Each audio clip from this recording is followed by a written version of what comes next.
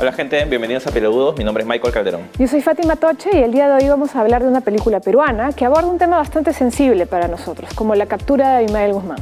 Tenemos acá con nosotros a Eduardo Mendoza, él es el director de La Hora Final, película que se estrena justo coincidiendo con los 25 años de la captura del líder senderista, así que vamos a conversar con él, pero primero vamos a ver el avance. ¿Estás durmiendo? Ayer se han volado 5 torres, media ciudad a oscuras. Y arriba me están presionando para que presente terrucos. ¿Escuchaste, Zambrano? Estamos perdiendo tiempo. Yo creo que el cachetón está mal. Porque de repente se fue del país y dirige todo desde afuera. Y así estuviera aquí no tenemos la más mínima idea de cómo se ve. Solo tenemos esa foto de hace 10 años. Guzmán podría entrar por esa puerta a esta oficina con una taza de café en la mano, pedirnos un poco de azúcar y nosotros ni puta idea. ¿Te imaginas que alguien quiera hacer la revolución no solo en su país? Que eso no le alcance. Que quiera hacer la revolución en el mundo. Alguien que se cree capaz de eso. ¿Qué piensa? El país se está yendo a la mierda y quieres que tu hijo se quede para que tú lo puedas ver los 2 días de la semana que lo llevas al colegio. Estoy metido en algo complicado. ¿Cuándo no ha sido así? Es algo importante. ¿Crees que si lo agarramos esto va a parar? Abimael es como un dios para ellos. Claro que va a ser un golpe duro para Sendero. Tenemos más de 300 cassettes de video. Cientos de nombres, direcciones, apodos, claves, pero no sabemos nada. No tenemos la más puta idea de quiénes son, ni contra quiénes estamos peleando. Son fantasmas.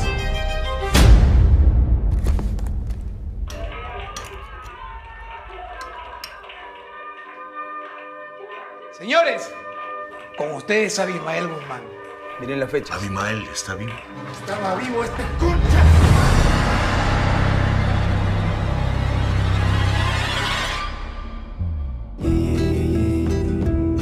Estoy aquí jugándome la cabeza, mientras en esta ciudad recién se enteran que la guerra empezó hace mucho. Por eso nos están ganando la guerra. Quizás el compromiso no sea el mismo. Habla como terruca. Llevamos años en esto, muchachos. Llegó la hora.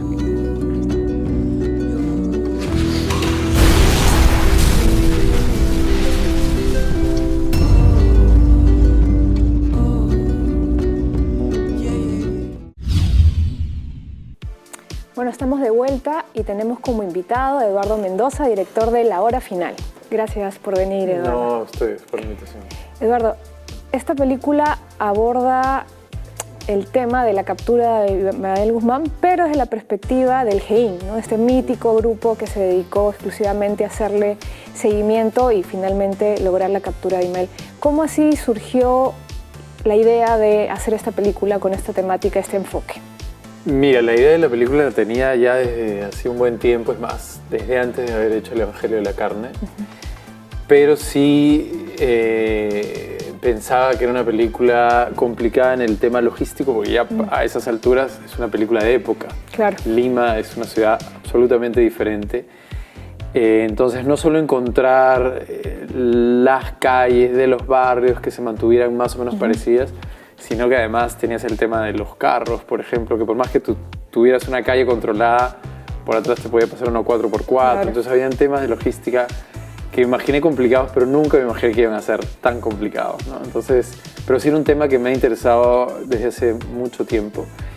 Y la manera o por donde quería abordarlo era a través del GEIN, que en realidad la historia de cómo se forma el grupo y la manera en que ellos se organizan es realmente alucinante, ¿no? Es un grupo de gente, empiezan con 5 agentes donde no tenían ni una silla, tenían una caja de cervezas para sentarse, había una sola radio, o sea, las condiciones eran muy complicadas, les hacían bullying las otras agencias de inteligencia, los chuponeaban.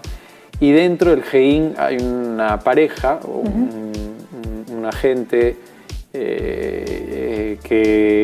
dos agentes que tienen como cobertura, como fachada, fingir ser pareja, ¿no? Entonces, a través de ellos es que un poco cuento la historia de la captura y obviamente ya los rollos y los dramas personales de cada uno de ellos, ¿no? ¿Y la investigación cómo fue para llegar a este y yo, como guión? Estuve leyendo un buen tiempo, ¿no? Es un tema que me interesa y ya de ahí empecé a hablar con los agentes del GEIN. De hecho, me he reunido con 7 u 8 de ellos durante casi 2 años. A la par que también me he juntado con gente que ha estado presa, ¿no? Ex-senderistas.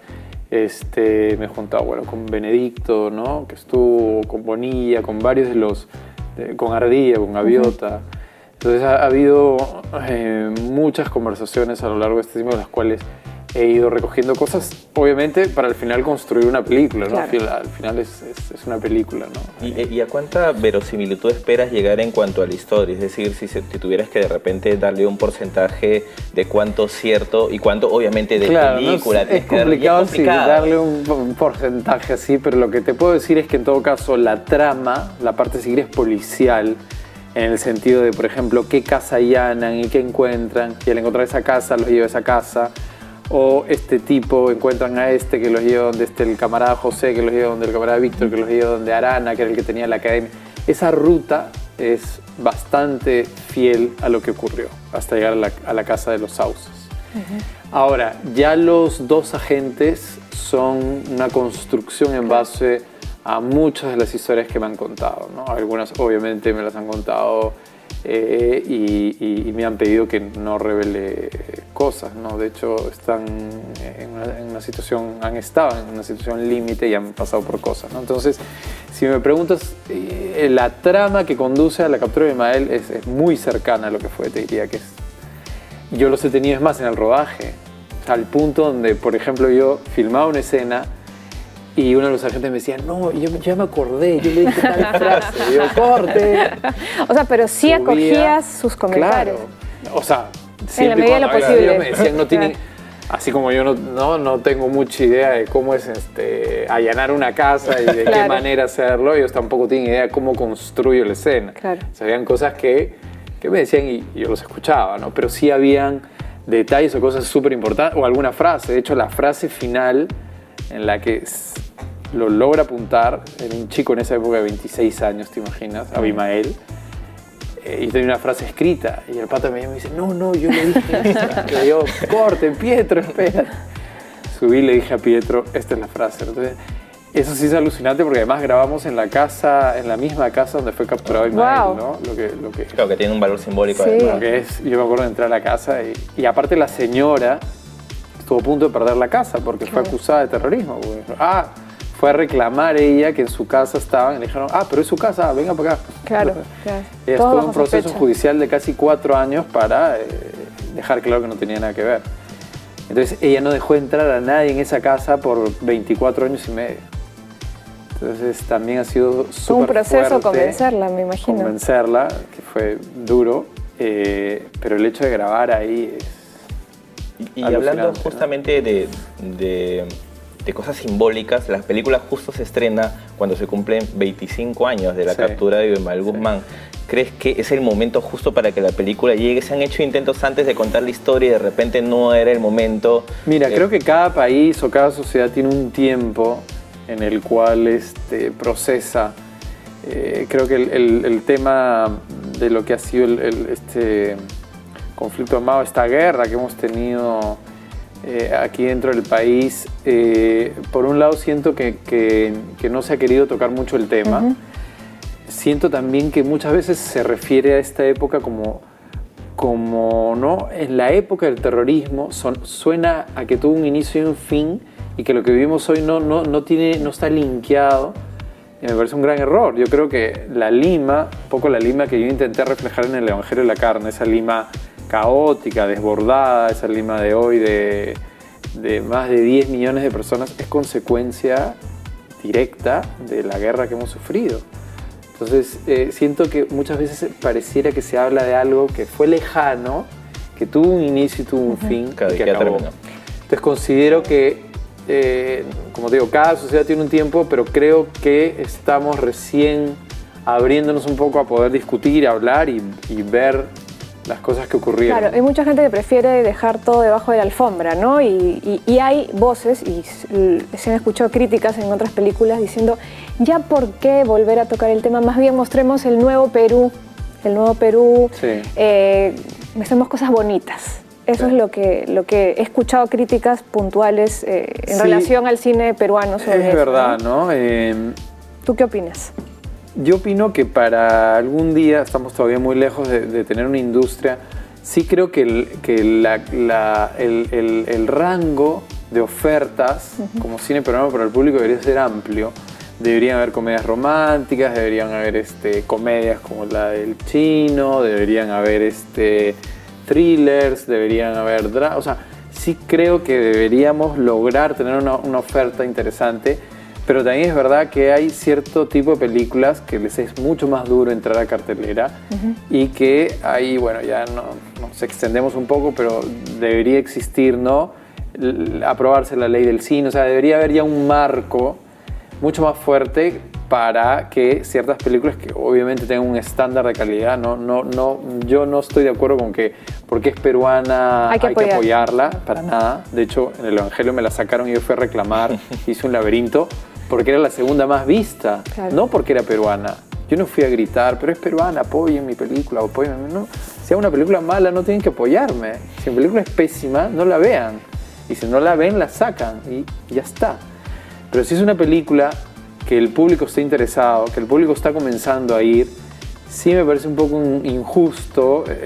En fin, yo sé que es más complicado que esto, que a los pocos días la saquen cuando la película además está caminando bien y está calentando, ¿no? Y en tu caso, en tu carrera, has pasado justamente por todos esos procesos. Es decir, te ha acompañado el éxito comercial con tu ópera prima, que era Mañana te cuento. Hiciste una secuela de esa película, no te fue tan bien con Volver de Noche. Te arriesgaste con El Evangelio de la Carne, que era una película que nadie sabía qué esperar y que tuvo muy poco promoción en su momento. Te permitió hacer ahora La Hora Final. Es decir, en altas y bajas, digamos que tú ya has pasado por todo. ¿En qué momento te agarra o de repente precisamente todas esas experiencias previas son las que crees que te han permitido hacer esta película? A ver, es cierto que realmente la primera película que yo quería hacer era El Evangelio de la Carne. También es cierto que yo no hubiese estado listo en ese momento a los 20 y tantos años para hacerla, en el sentido de experiencia de vida y también como director. O sea que esa primera película coral, enorme, de 3 historias, y a la vez tampoco habían las condiciones en el país para hacer una película así. O sea, por suerte, mejor no la hice. En ese contexto es que fui a buscar a todas las personas que pude conocer que hacían cine, terminaron del productor de Lombardi, Gustavo Sánchez. Y me dijo, no, hermanito, leyó el guión, me dijo, tú estás loco. O sea, una película así, claro, como El Evangelio. Me dijo, mira, ¿no? Justo Lombardi había visto un mediometraje que había hecho TQ 1992, que El Comercio le había elegido la mejor película del año, en fin. Y le dijo un poco, a ver, escúchalo al chiquillo. Y me dijo, mira, si me haces una película buena, bonita y barata, la hacemos. Y encima me puso como un mes para escribir el guión, ¿no? O sea, claro. Es un poco... Sí. Claro, un poco tirando. Así que nada, me fui a la casa de un amigo, le escribí primero, me acuerdo, 3 sinopsis, un thriller, un drama y esta comedia juvenil. Eligió y en un mes la escribí y arrancó, ¿no? En esa época me acuerdo llevar pues 50.000 personas, era wow, ¿no? Claro. La película metió 300 y pico mil, para ese momento fue un boom, ¿no? No, y aparte la recepción que tuvo en el Festival de Cine también, de Lima, ¿no? Sí, que eso fue fuerte, ¿no? Y de ahí me encaminé a poder hacer la película. Entonces digamos que obviamente le tengo mucho cariño a Mañana te cuento y a todo lo que significó y mi primera película y tal, pero digamos que fueron estas películas para llegar a hacerla, ¿no? Ya con El Evangelio más maduro, con más experiencia como director, la hice sí, ¿no? De hecho, la película me trajo, no la estrené comercialmente en Europa, que es algo muy difícil para una película, no solo peruana, ¿no? En general, americana, estuvo en más de 30 festivales en el mundo, en fin, ¿no? Por ese lado, pero es verdad que a nivel de taquilla es una película que estuvo cerca de 80.000 personas, ¿no? Que es un poco el público, digamos, de estas películas, ¿no? Que espero no suceda con ¿Y cuáles son tus final. expectativas justamente? Mi expectativa es que vaya la muchísima final. gente. Algo que no les contaba ahorita antes de la entrevista, el día que se lanzó el tráiler, un poco la expectativa era tener 10.000, 12.000 visualizaciones del tráiler el primer día. Fueron 278.000. Me acuerdo que me llamó la chica encargada de redes, que éramos trending topic. Ni siquiera tenemos Twitter. ¿Cuál trending topic si no tenemos ni Twitter? Te has equivocado. Claro. Porque hay 1000 cosas que se llaman la hora final. Ni le hice caso. Es más, fui a mi casa, habíamos salido a almorzar con los actores y tipo 7 de la noche me meto y veo la lista, ¿no? Hay un top 10. Sí. Es más, el segundo lugar era los 20 años de Harry Potter. Y en primer lugar, la hora final. Y ahí digo, pero ¿cómo entro? Y tenía 270 y pico mil vistas en 20 horas.